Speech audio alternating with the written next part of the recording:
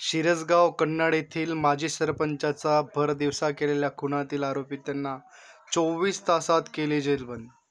सर्वात मोठी बातमी समोर येत आहे. कन्नड तालुक्यातील काल झालेल्या घटनेमुळे शिरसगाव हादरलेलं होतं आणि याच शिरसगावमध्ये काल झालेल्या घटनेमुळं संपूर्ण तणावाचं वातावरण निर्माण झालेलं होतं आणि आज कुठंतरी 24 तासाच्या आत पोलिसांना मोठे यश या ठिकाणी मिळालेलं आहे. या घटनेमध्ये 3 आरोपींना जेलबंद करण्यात आलेलं आहे. पकडण्यात आलेल्या आरोपीमध्ये मुख्य आरोपी म्हणून आनंद अमर राजपूत वय 25 वर्ष, राहणार शिरसगाव यास ताब्यात घेतलेले असून आणखी 2 जे आरोपी आहेत ते मुख्य आरोपी म्हणून आहे समीर समद कुरेशी वय 20 वर्ष, हाही राहणार शिरसगावचा आहे. आणि त्यामध्ये तिसरा जो आरोपी आहे तो इरफान शकील शाह वय 20 वर्ष. हे सर्व राहणार शिरसगाव या ठिकाणचे आहे.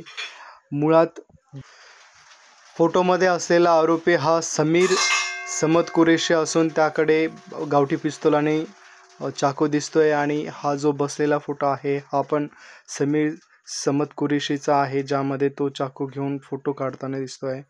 यामध्ये 2 चाकू त्याच्या हातामध्ये दिसत आहे.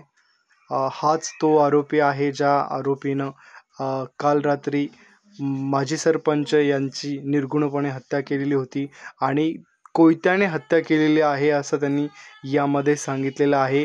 नुकत्याच प्रेस कॉन्फरन्समध्ये पोलीस अधीक्षक यांनी सविस्तर माहिती या संदर्भातली दिलेली आहे, ते आपण आता बघणारच आहोत. दिनांक 12/7/2025 रोजी मौजे सिरसगाव येथे सिरसगाव ते वैजापूर रोड याच्या लगत असलेल्या शेत गट क्रमांक 28 या ठिकाणी एका व्यक्तीची डेड बॉडी आहे अशी पोलिसांना माहिती मिळाली. त्या ठिकाणी पीआय इंचार्ज, एपीआय इंचार्ज आणि त्यांचा स्टाफ तात्काळ पोहोचला असता सदरची डेड बॉडी ही राजाराम उर्फ राजू भावसिंग चुंगडे वय 47, व्यवसाय शेती आणि ते माजी सरपंच होते यांची बॉडी आहे असं कळालं. त्या ठिकाणी अधिक माहिती घेतली असता असं कळालं की काही प्रत्यक्ष साक्षीदारांनी सांगितलं की 3 इसम त्या ठिकाणी आले होते.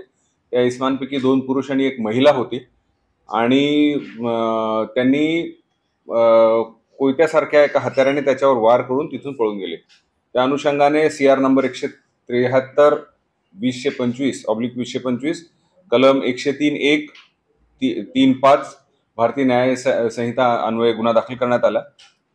घटनास्थळी additional SP, DYSP, SDPO, PI, LCB, PI हे सर्व तात्काळ त्या ठिकाणी पोहोचले आणि तपासाचे काम सुरू केले. अधिक माहिती घेतली असता त्यांचे पूर्व वैमनस्य काही लोकांची होती ही माहिती कळाली होती आणि त्या अनुषंगाने शंकेच्या आधारावरच आम्ही आरोपी क्रमांक 1 आनंद अमर राजपूत राहणार सिरसगाव यांना ताब्यात घेतले. त्यांना अधिक विचारपूस केली असता त्यांनी तो गुन्हा केल्याचे कबूल केले.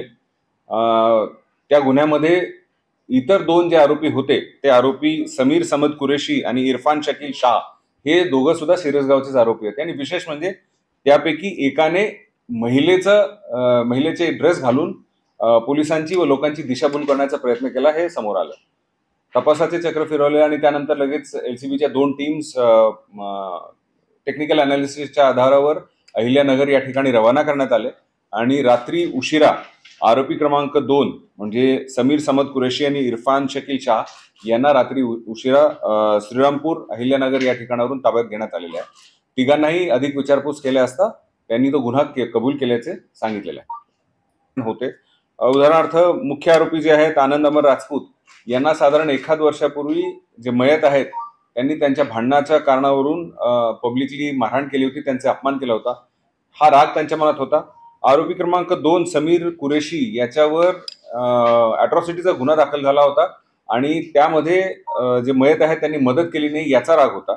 त्याचबरोबर आरोपी क्रमांक 3 इरफान शकील शाह यांना हा मनात राग होता की त्यांच्या जे गावामध्ये असलेली जे कब्रस्तानची जागा आहे ती मिळवण्यासाठी एक माजी सरपंच म्हणून त्यांनी मदत करायला पाहिजे होती, ते करत नव्हते.